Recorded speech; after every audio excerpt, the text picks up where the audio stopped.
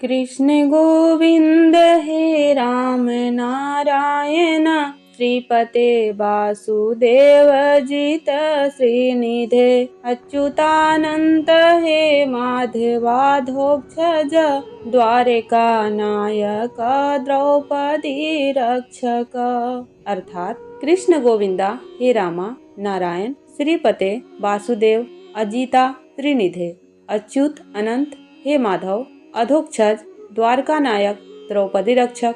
हे कृष्ण, मैं आपकी पूजा करता हूँ या करती हूँ। गोविंद के अवतार जिन्हें वेदों के माध्यम से जाना जा सकता है, मैं आपकी पूजा करता हूँ या करती हूँ। हे राम, नारायण के अवतार जो बिना किसी दोष के हैं, मैं आपकी आराधना करता हूँ। हे श्रीपति अर्थात श्री की पत्नी, मैं आपकी पूजा करता हूँ या करती हूँ। हे वासुदेव जो वासुदेव के पुत्र थे अजय, और मैं आपकी पूजा करता हूँ। हे श्रीनिधि जो श्री का भंडार है, मैं आपकी पूजा करता हूँ। हे अच्युत जो अचूक है और अनंत है, और मैं तुम्हारी पूजा करता हूँ। हे माधव महालक्ष्मी के पति अधोक्षज के अवतार जिन्हें केवल आगम के माध्यम से जाना जाता है। हे द्वारका के भगवान और जिन्होंने द्रौपदी को बचाया, मैं आपकी पूजा करता हूँ या करती हूँ। हरे कृष्णा दोस्तों, राधे राधे। आपके अपने चैनल श्री प्रभु कृपा में आपका बहुत बहुत स्वागत है। भगवान श्री कृष्ण और श्रीमती राधा रानी की कृपा सदैव आप और आपके समस्त परिवार पर सदा सर्वदा बनी रहे। सबसे पहले पौष मास के कथा सुन रहे सभी भक्तजनों का आज की कथा में हार्दिक अभिनंदन है। आज हम आपको एक ऐसी पौराणिक कथा सुनाएंगे जो पौष मास के महीने से जुड़ी है, जिसमें हम भगवान शिव और भगवान कृष्ण की खेती करने की कथा जानेंगे। पौष मास एक विशेष महीना है जो हिंदू पंचांग के अनुसार दिसंबर और जनवरी के बीच आता है। इस महीने में कुछ ऐसे पवित्र कार्य किए जाते हैं जो इंसान की भक्ति और धार्मिक जीवन को सुधारते हैं। तो चलिए हम शुरू करते हैं आज की कथा भगवान शिव और भगवान कृष्ण की खेती के संदर्भ में। प्रिय भक्तजनों, आज की कथा बहुत ही प्रेरणादायक और रोचक होने वाली है। कथा अंत तक जरूर सुनिएगा, और यदि पसंद आए तो वीडियो को लाइक भी जरूर कीजिएगा, और यदि चैनल पर नए हैं तो प्लीज चैनल को सब्सक्राइब कर लीजिएगा। इससे यह होगा कि आपके पास चैनल पे अपलोड होने वाला प्रत्येक वीडियो सही समय पे पहुंचेगा। और हाँ दोस्तों, कमेंट जरूर कीजिएगा। कमेंट में राधे राधे जरूर लिखिएगा, क्योंकि यही एकमात्र जरिया है जिससे मुझे पता चलता है कि आप सभी भक्तजनों को यह वीडियो अच्छी लगी। तो आइए इस परम पवित्र कथा का श्रवण करते हैं। पौष मास का महीना भगवान शिव के लिए भी काफी पवित्र माना जाता है। इस महीने में शिव जी की पूजा और व्रत रखना चाहिए। आप सबने सुना होगा कि भगवान शिव कैलाश पर्वत पर तपस्या करते हैं, लेकिन एक समय ऐसा आया जब उन्हें अपने अनुयायियों के लिए, अपने लोक के लिए कुछ और करना था। एक बार जब कैलाश पर्वत में बर्फबारी और ठंड बहुत बढ़ गई थी, तब शिव जी ने अपने भक्तों के लिए एक विचार किया कि उनका जीवन उनके लिए और उनके लोक के लिए सफल हो।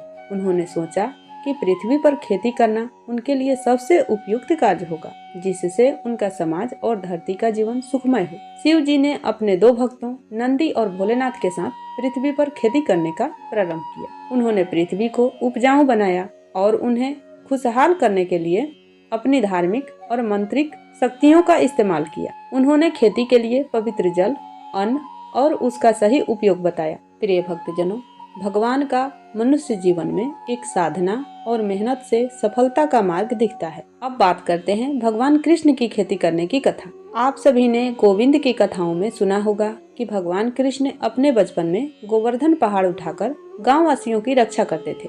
लेकिन एक और पौराणिक कथा है जिसमें भगवान कृष्ण ने खेती के द्वारा अपने लोगों की मदद की थी। एक समय की बात है जब द्वारका नगर में भयंकर सूखा पड़ रहा था। किसानों की फसलें बर्बाद हो रही थी और वे सभी कृष्ण से मदद की प्रार्थना कर रहे थे।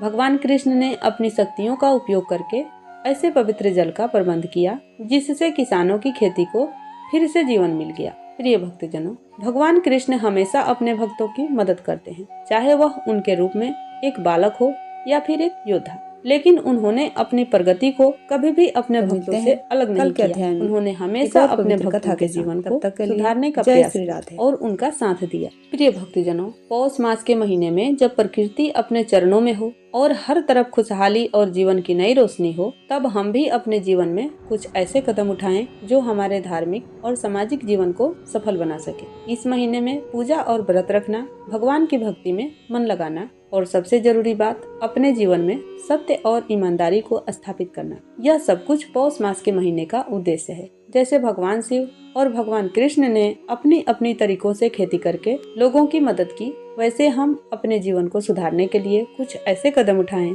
जो हमारी खेती की तरह हमारे जीवन में हरियाली और समृद्धि लाए। दोस्तों, भगवान ने हमें सिर्फ पूजा और भक्ति ही नहीं, बल्कि अपने जीवन को सुधारने और दूसरों की मदद करने का रास्ता भी दिखाया। हम सभी को अपने जीवन में उन कदमों को उठाना चाहिए जो हमारे लिए और हमारे समाज के लिए कल्याणकारी हैं। भगवान शिव और भगवान कृष्ण की तरह हमें भी अपनी मेहनत और भक्ति से अपनी धरती और समाज को सुधारने का प्रयास करना चाहिए। प्रिय भक्तजनों, हम आशा करते हैं कि आपको यह कथा पसंद आई होगी और आपने इस कथा से कुछ नया सीखा होगा। तो दोस्तों, यदि कथा पसंद आए तो प्लीज वीडियो को लाइक कीजिएगा और यदि चैनल पे नए हैं, चैनल को अभी तक सब्सक्राइब नहीं किया है, तो प्लीज चैनल को सब्सक्राइब कर लीजिएगा, जिससे यह होगा कि आपके पास रोज अपलोड होने वाला प्रत्येक वीडियो सही समय पे पहुंच जाएगा। और हाँ दोस्तों, आप लोग कमेंट नहीं करते हैं, कमेंट में राधे राधे जरूर लिखिएगा। मिलती हूँ एक नए वीडियो में कल के अध्याय में ऐसे ही पवित्र कथाओं के साथ। तब तक के लिए जय श्री राधे।